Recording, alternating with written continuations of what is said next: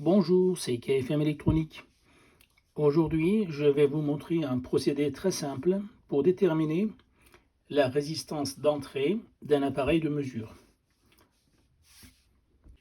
En effet, nous avons souvent besoin de ces appareils comme voltmètre ou ampèremètre pour bien régler notre montage électronique. Mais il faut savoir que chaque appareil de mesure, multimètre, présente une résistance d'entrée suivant qu'il est donc en position voltmètre ou ampèremètre.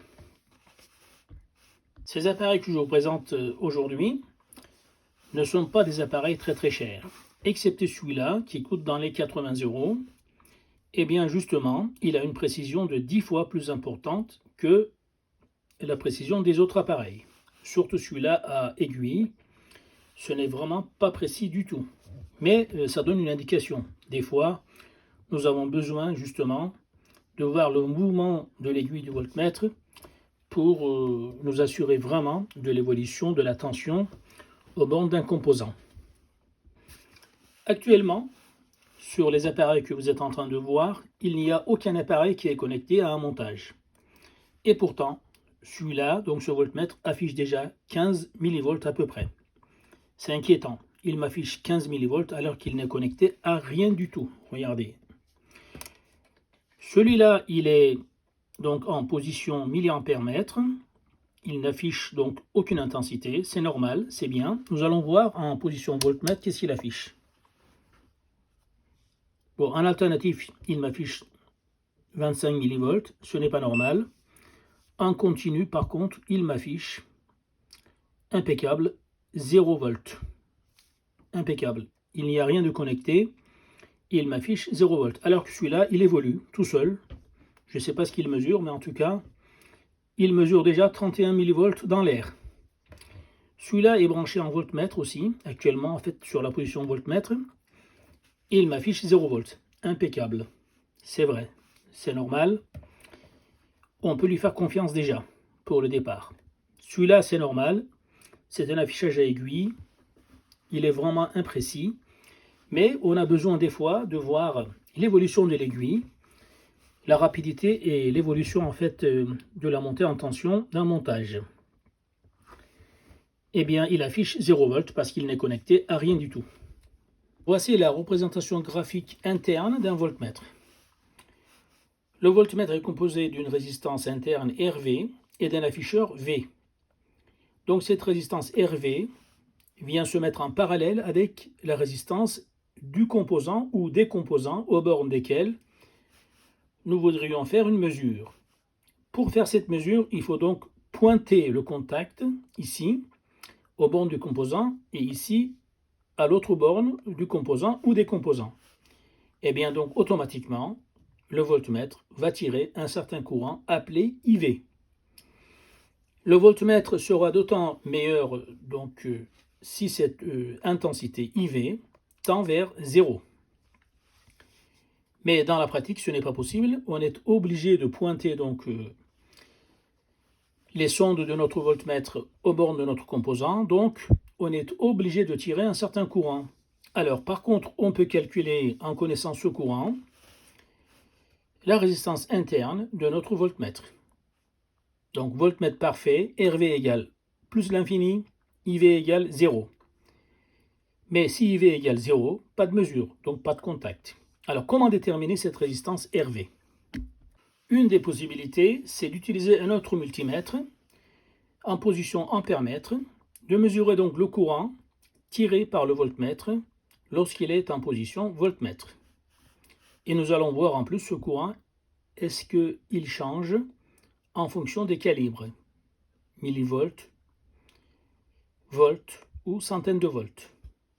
On aura donc la possibilité de calculer notre résistance RV avec cette formule UV, donc affichée par le voltmètre, sur IV, sensiblement normalement égale à E sur IV. Donc nous allons utiliser une pile de 9 volts, mais nous allons voir en pratique, on a quoi comme tension exactement. Voici le montage pratique. Finalement, notre pile nous fournit 9,78 volts, mais pas 9 volts. Et notre voltmètre tire donc 1,5 microampères, puisque nous sommes sur le calibre 200 microampères. Alors, nous avons donc UV 9,78 volts et IV 1,5 microampères. Calculons maintenant la résistance interne de notre voltmètre. Voilà donc les relevés de notre montage. Nous avions donc une pile qui, en pratique, nous fournissait 9,78 volts et nous avons mesuré 1,5 microampères. Donc, nous en déduisons la résistance de notre voltmètre avec ce calcul, soit 6,52 mégohms. Alors, nous pouvons tirer cette conclusion. Pour mesurer des tensions aux bornes d'une résistance, il ne faut pas que la valeur de cette résistance soit supérieure à 650 kΩ. Sinon, la mesure serait très faussée, ou alors il faut calculer la valeur exacte en tenant compte de la résistance RV. La deuxième possibilité pour déterminer la résistance interne de notre voltmètre est d'utiliser une résistance R. Voilà la pile avec une tension E.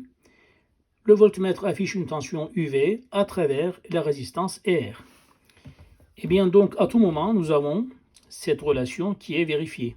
E égale UR plus UV. Et bien donc, le taux de transfert, c'est UV sur E, égale donc RV sur RV plus R. Nous en déduisons donc la résistance RV qui est égale à R fois UV sur E moins UV. C'est le montage pratique. On va d'abord mesurer E, donc la tension de la pile. C'est donc 9,77 volts. 9,78 exactement. Et à travers les résistances, nous trouvons une tension de 8,51 volts. Voilà, nous allons relever donc ces mesures et ensuite nous allons faire les calculs. Après avoir fait donc nos mesures, voici les résultats. E, la tension de la batterie, donc de la pile 9,78 volts, la résistance 1 mégohm, la tension affichée par le voltmètre 8,51 volts, d'où nous déduisons, d'après cette formule précédente, RV égale 6,70 mégohm. Et nous avions trouvé avec la première méthode 6,52 mégohm. Il n'y a pas trop d'écart, c'est bien, nous retombons sur nos pattes. Donc, voilà, nous avons déterminé la résistance interne de notre voltmètre en position voltmètre. Je suis presque en train de vous entendre dire « Oui, oui, mais pourquoi tout ça? À quoi cela sert de connaître la résistance interne d'un voltmètre ?» Eh bien, en fait, votre voltmètre ou multimètre est limité pour mesurer des résistances à peu près à quelques mégohms et peut-être une dizaine de mégohms. Par contre, pour connaître la valeur de très grande résistance, il faut acheter un appareil très spécial et cela coûte très très cher. Donc, en connaissant la valeur de la résistance interne de notre ohmmètre ou voltmètre, nous pourrons faire des déductions des résistances de plusieurs centaines de mégohms. Ça sera donc le sujet de la prochaine vidéo. S'il vous plaît, si cette vidéo vous a plu, likez-la, partagez-la et abonnez-vous. Merci beaucoup, à bientôt.